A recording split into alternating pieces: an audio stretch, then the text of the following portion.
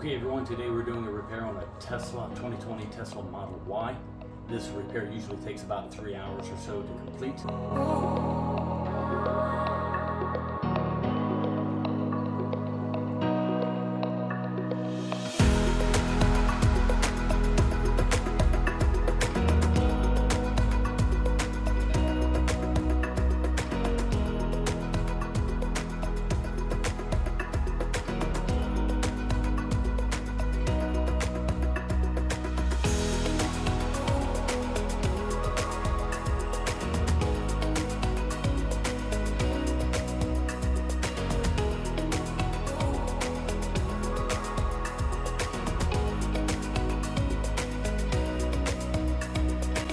That's it.